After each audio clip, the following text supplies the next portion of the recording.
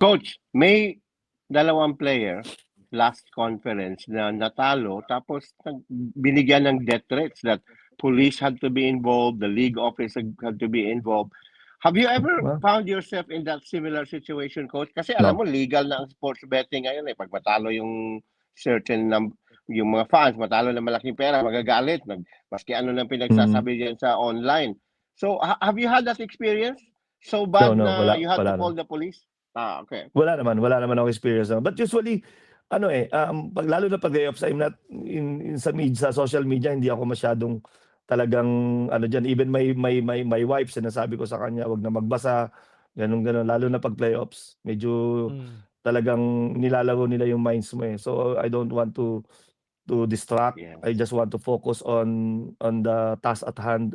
Important yung naka-focus ka dun eh. Kasi ang dami mo nang kailangang gawin tapos madi-distract ka pa sa mga ganun. So medyo hindi makakatulong para sa'yo.